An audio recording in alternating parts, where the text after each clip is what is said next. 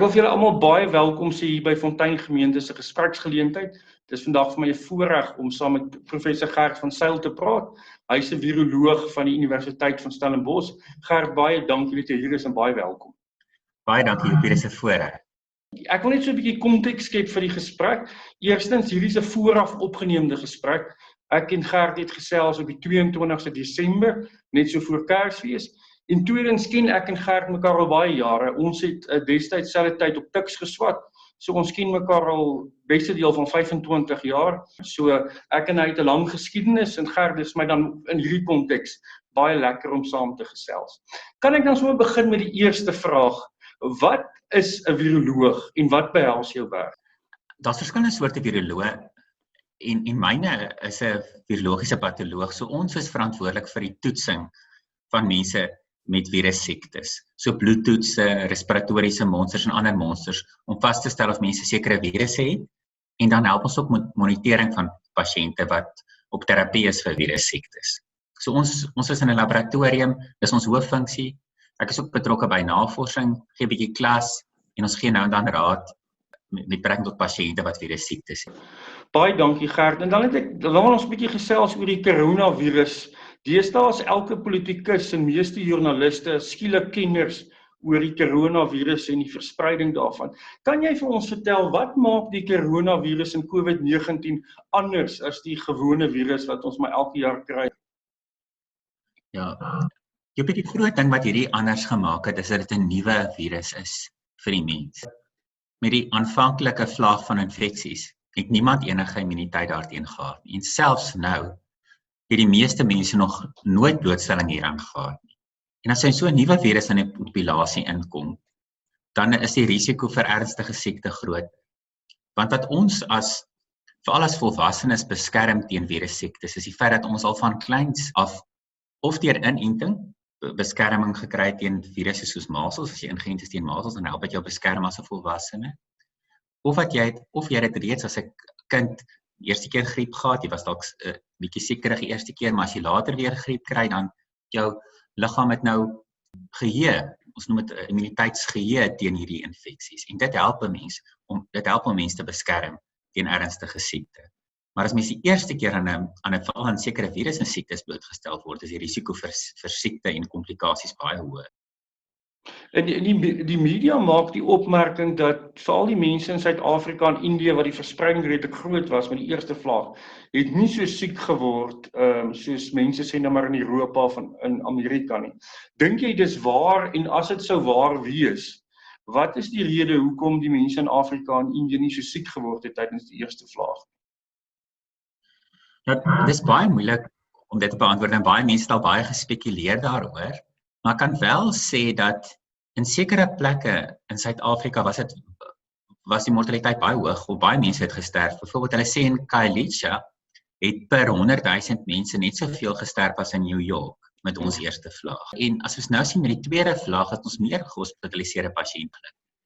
So dit is nie iets wat 'n mens kan afmaak as minder ernstig en asof Suid-Afrikaners op een of ander manier beskerm sou wees daarteen nie. Wat wel interessant is ons, en as mens dink ons en Indië het baie meer jong mense as lande soos Italië. As jy dink aan Italië het 'n baie ouer bevolking. So dit kan wees dat dit een van die groot faktore is, dat meer mense is wat onderliggende siektes het, wat ouer is en wat meer geneig is om komplikasies te kry. Maar dit beteken nie dat jong mense nie ernstig siek kan word. Ek ken iemand wat my ouderdom is en wat sover ek weet 'n gesonde jong man is. Ons is nie regtig meer jonk nie, maar ons sien onsself soms so. En hy het baie ernstig siek geword hiervan. So dit is nie, en ek weet in jonger mense selfs raak baie ernstig siek. So dit is belangrik om 'n mens te beskerm.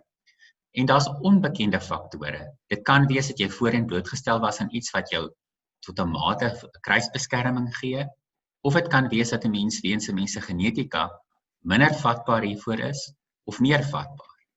En dan mense wat suikersiekte het of hoë bloeddruk of ander onderliggende toestande raak ernstiger siek hiervan. En vetsug byvoorbeeld is ook 'n groot risikofaktor. Baie van die mense wat baie ernstig siek raak, is mense wat obesiteit het. So daar's 'n klomp goed wat 'n rol kan speel. Hulle het byvoorbeeld gesien in Engeland dat mense wat 'n sekere geen het wat veral algemeen is onder mense met Bangladeshi voorouers, dat hulle meer vatbaar is hiervoor. So daar's allerlei faktore en die omgewing, mense gewoontes en jou genetika, alles speel 'n rol in hoe vatbare mense wees. So dit is eintlik maar 'n hele raamwerk van goed wat 'n mens bedreig en dit is baie moeilik om 'n maklike antwoord te gee of op 'n maklike manier die virus te beveg. Ja, die belangrikste is om 'n immuunrespons hierteen te kry. As mens nou inenting kan gee, dan is dit 'n veilige manier of 'n relatief veilige manier om 'n mens te beskerm hierteen, want jy kan jou immuunrespons loods en as jy dan blootgestel word, dan ken jou liggaam die virus. So dis die hele doelwit van. Wanneer dink jy sal ons in Suid-Afrika ingeënt word of die inenting beskikbaar het en wie moet eers vir die inenting gaan? Ek weet nie of jy gesien het nie, Sondag in die koerante was daar artikels gewees wat gesê het dat bitter min van die mense in Suid-Afrika die enstof in die hande sou kry. Ek weet nie of die artikel waar is nie. Maar wie sou jy aanbeveel moet eers die inenting kry en wanneer behoort ons in Suid-Afrika die inenting te kry? Ja, dis baie moeilik om dit te voorspel, want in die eerste plek moet dit deur ons regulatoriese owerheid of SAPRA goedgekeur word. En voordat hulle dit kan goedkeur, moet iemand dit by hulle indien. So die maatskappye moet dit indien by hulle en dan moet hulle deur die proses kyk na die data en sien is dit veilig en effektief vir Suid-Afrikaners, kan ons dit hier gebruik of op grond van die data in ander lande kan ons dit hier gebruik en dan as hulle dit goedgekeur dan kan dit inkom.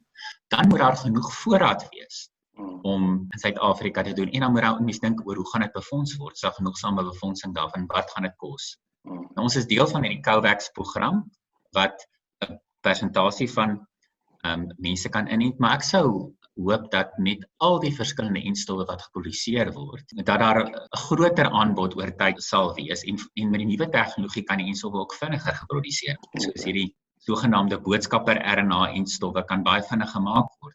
En selfs van die maatskappye het reeds onderhandel met Suid-Afrikaanse vervaardigers sodat hulle kan help met die vervaardiging van die enstof, soos Johnson & Johnson het met Aspen onderhandel sover ek onthou. En as hulle enstof dan gelisensieer word, dan wil hulle onder andere fokus op die Suid-Afrikaanse mark. En hulle het reeds van hulle data begin deel met die Suid-Afrikaanse owerheid of se liggaam SAPRA. So Johnson & Johnson lyk asof hulle onder andere ons mark teiken. So dit is ons sal sien ook wat die rol gaan wees van die staat en wat die rol gaan wees van mediese fondse. Ek sou byvoorbeeld dink as ek 'n mediese fondsbestuurder is, sou ek graag wil hê dat mense moet ingeënt word. Want die hele risiko vir hospitalisasie is baie laag. So ek is seker dat daar nie net staatsbefondsing nie, maar ook private gesondheidsversekering befondsing sal help om mense in te ent, want dit behoort goed te wees vir die bevolking en vir die mense se risiko. Nou wie moet eers ingeënt word? Die eerste plek hoë risiko mense, so hulle moet mense teiken soos ou mense, mense met suikersiekte en ander risikofaktore behoort prioriteit te kry en dan ook essensiële werkers soos ons kollegas wat in die hospitaal werk en wat mense sien en wat self heeltyd blootgestel word.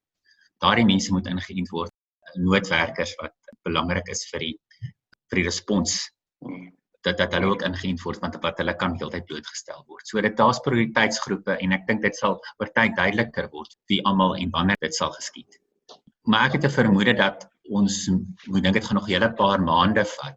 So dinge sal nie waarskynlik baie vinnig normaliseer in 2021 nie, maar mens sal dink dat dit ten minste eers hier van die helfte van 2021 genoegsaam beskikbaar sal word. En ek kan nie sê presies wanneer nie, maar ons hoop dit sal gouer wees as later.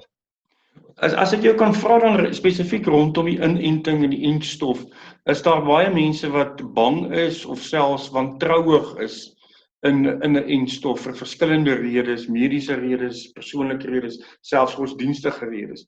Hoe sou jy iemand antwoord wat versigtig is of bang is vir die entstof?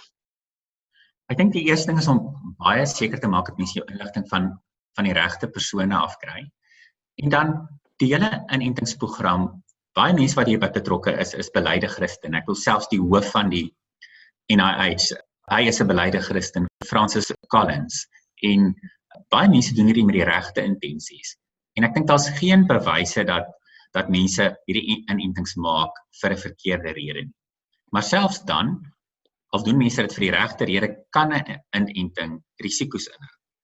En daarom is daar baie streng prosesse waardeur inentings moet gaan om in die eerste plek te bevestig dat dit werk, dat dit mense sal beskerm. En die tweede plek dat dit veilig is. En dit word gedoen deur hierdie groot proewe te doen. As mens kyk op die Pfizer-inenting voordat hulle data gepubliseer het, was daar net soos 44,000 mense ingeënt. Maar as daar 44,000 mense ingeënt is, beteken dit hulle kan dalk 'n risiko wat miskien in 1 in 100,000 voorkom, kan hulle nie noodwendig optel met daai proef nie. Daar is altyd 'n klein risiko dat 'n inenting of enige mediese intervensie skade kan doen in 'n paar mense. Maar die rede hoekom mense dit gee is omdat die risiko-voordeel gunstig is. So dit gee baie meer voordeel vir mense. Dit beskerm hulle teen 'n lewensbedreigende infeksie. En daar's 'n klein partykeer onbekende risiko dat die enstof, party mense kan allergies wees vir iets in die enstof. En dan kan hulle erge allergiese reaksie. Dis moontlik. My manier om dit te verduidelik is hoekom dra ons 'n veiligheidsgordel. Ek hou daarvan om my veiligheidsgordel te sit, en as ook die wet sê ek moet 'n veiligheidsgordel vasmaak as 'n mens bestuur. En die kinders, ons wil die kinders moet ook hulle veiligheidsgordels vasmaak. Is daar al mense doodgemaak deur veiligheidsgordels? Definitief. Maar dit red baie meer lewens as wat dit nie. So ek dink dis wat mense baie duidelik vir mense moet verduidelik. Dit is baie meer voordelig as die potensiële risiko. Die godsdienstige besware is kompleks en ek dink jy kan dit dalk beter aanspreek. Maar soms in die proses om iets te maak, soos 'n enstof, kon daar iets gebeur het in die proses wat dalk oneties was. Byvoorbeeld van die maatskappye was al betrokke by onetiese praktyke. Maar ons lewe in 'n sondige wêreld. En ek dink daar's nie 'n enkele ding wat ons vandag gaan gebruik wat ons seker is alles deur belydende Christene gemaak en dat al die belydende altyd so leef soos Christen. So niks wat ons in hierdie lewe aanraak, dink ek, is suiwer heilig as dit deur mense aangeraak is. So ons gaan altyd goed hê wat nie perfek is nie. En 'n enstof gaan ook nooit perfek wees nie. Maar van hierdie enstowwe is regtig hoogs voordelig en ek sal nie 'n morele probleem daarmee hê. Want ek sal baie graag die mense, selfs as ek dink aan mense wat ek ken, mense in my familie, as ek dink aan my pa wat 'n bejaarde man is, geestesgesond, maar as hy dit sou, is ek baie bang dit kan hom laat sterf en hy wil nog lewe, hy het nog lewenskwaliteit. En dit kan hom beskerm. Dit kan ander mense met suikersiekte beskerm. Ons weet nie of ons kan dodelik siek raak hiervan. Ons kan vir weke siek en verswak wees as ons dit kry. Ek sal dit wil nie om myself te beskerm. En ek wil ook ander mense wat vatbaar is beskerm. So dis die rede, dit kan baie meer goed as kwaad. En dis ook die rede hoekom hierdie enstof ontwikkel word. En waarom dit getoets word. Dit word getoets om vas te stel of dit werklik voordelig vir mense is. Dit is ook 'n nuwe geleentheid wat die Here vir die mensdom gee om homself teen die virus te beskerm. Ek wil dis juist hoekom al wetenskaplikes en viroloë soos julle is, om vir ons die geleentheid te gee om die enstof te kan kry en daarteen ingeënt te kan word. So dit is 'n komplekse saak, maar tog werk alles op die einde van die dag, is dit 'n span wat saamwerk, jy weet. Ou kan nie net jouself isoleer van die wêreld. As mens dink aan die geskiedenis van medisyne, is dit juis van die vroegste leiers in medisyne was juis Christene wat hulle dit as diens aan die medemens gedoen het. Maar het hulle nooit foute gemaak in die proses nie? Definitief. Daar's oral foute gemaak. Soms met die beste intensies maak ons foute. Maar die wonderlike ding van die wetenskap is dat daar's hierdie proses van selfkorreksie. En dit word geanalyseer deur komitees, deur groepe mense, soos wat diep spreuke praat, baie raadgewers. Dis 'n klomp mense wat kyk na enstof en besluit of dit veilig is. En daar's ook 'n streng fokus op onafhanklikheid. Die mense wat hierdie besluite moet neem, is nie mense wat direk voordeel trek uit die inenting. En dit bied beskerming dat mense nie 'n enstof gaan bekendstel wat onveilig is nie. En dan die wonderlike geleentheid hier is die nuwe tegnologie wat ontwikkel is. Ek noem nou vir die boodskapper RNA tegnologie en selfs die draervirusse wat gebruik word. Dis die eerste keer dat baie van hierdie tegnologie gebruik word op so 'n skaal vir inenting. En dit maak dit vandag moontlik om baie gouer enstowwe te produseer as van tevore. En hierdie enstowwe het ook baie teoretiese redes waarom dit veiliger kan wees as van die ouer enstowwe.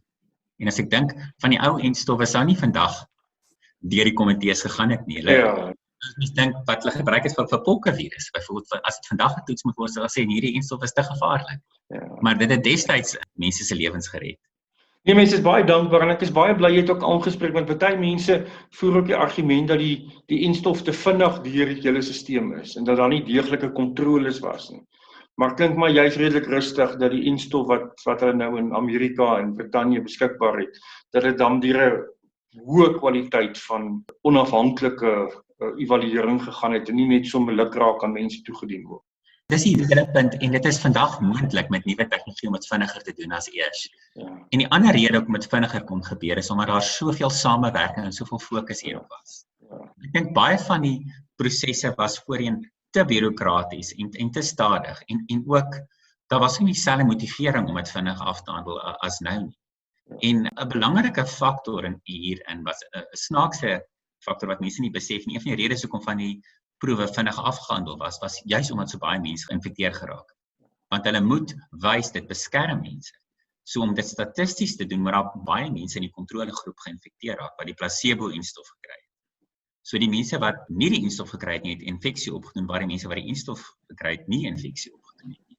Die feit dat daar soveel uitbrake internasionaal was, het gemaak dat hulle vinnig data kon sien. Ja. Toe kon hulle gou sien dat dit sê maar amper 95% beskermend is, as mens dink aan die Pfizer-enstof of aan die Moderna-enstof. Hulle kon daai data vinnig bymekaar maak, juis weens al die infeksies wat plaasvind. Ons het nou gister op die televisie gesien dat die Amerikaanse president wat nou verkies is, Joe Biden, dat hy gister ingeënt is. Maar ons weet hy is 'n man wat op pad is na 80 toe en jy het net nou gepraat oor bejaarde mense wat hoë risiko is. Maar wat van as ek nou byvoorbeeld 'n 10-jarige in my huis het? Sal jy jou 10-jarige inent, sal jy iemand anders aanbeveel om hulle 10-jarige kind in te ent? Wat is die situasie rondom kinders? Ja, dit is baie belangrik dat voordat dit aanbeveel word, moet daar eers goeie data wees. En op hierdie stadium is dit nog onduidelik vir veral van hierdie enstowwe of die risikovoordeel gunstig is vir jong kinders. Maar ons sien nou wel met hierdie variant wat nou versprei dat daar meer gevalle gedokumenteer word in mense tussen 10 en 19. So dis data wat ons waarskynlik binnekort sal kry en van die enstowwe gaan nou juis ook kinders insluit in die proewe. Veral omdat hulle sien daar's uitbrake onder jong mense en ons behoort binnekort daai data te hê. Maar alvorens dit nie bekend is nie, kan ons nie nou 'n aanbeveling maak nie, maar ek vermoed vir as mens sien hoe veilig hierdie enstowwe oor die algemeen is die kans dalk dat dit 'n risikovoordeel selfs vir jonger groepe sal hê. Maar dit is iets wat die tyd sal leer. Dan wil ek jou vra, ons het nou gehoor dat daar 'n mutasie van die COVID-virus is wat veral in Suid-Afrika voorkom en 'n ander mutasie is wat in Brittanje voorkom. Op watter manier bedreig die nuwe mutasie ons? Wat kan jy vir ons sê oor die nuwe voorkoms van die virus? Ek dink dit bring ons terug na die feit dat hierdie virus aan die einde van 2019 vir die eerste keer in die mens ingekom het. So 'n virus wat vir eerste keer nie in die mens inkom, is nie noodwendig goed aangepas by die mens nie. En daar staan druk op die virus wat die beste aangepas is om die beste te versprei. So wat ons wel sien in Suid-Afrika, wat hulle gesien het in die Verenigde Koninkryk en vroeër in Europa met verskillende mutasies, is dat sekere virusse beter versprei as ander.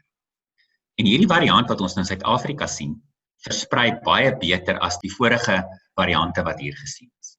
En wat mens daaruit kan aflei is, mens nou kyk oor die tydlyn. Vroeër was daar 'n klomp ander variante en nou amper al die monsters wat ons nou toets, lyk asof dit die nuwe variant is.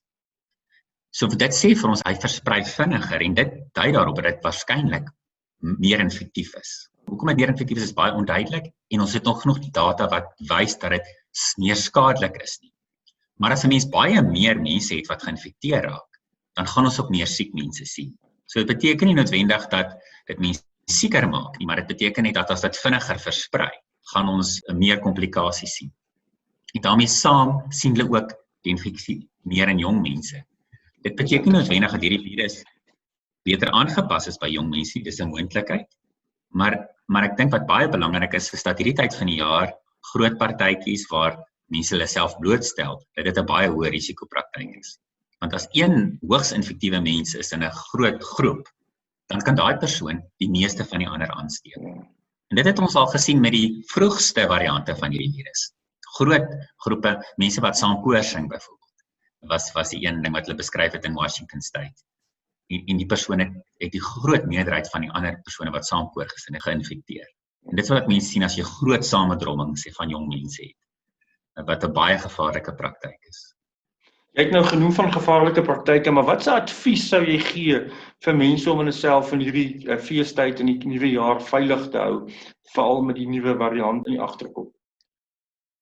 Ja, ek dink dis baie belangrik om skares te vermy, om 'n mens se maskers te dra, en dan as 'n mens met familie kuier, is dit beter om as dit 'n lekker somersdag is, kuier op die stoep of buite waar 'n goeie ventilasie is en maak die vensters oop dat die lug deur die vertrekke waai.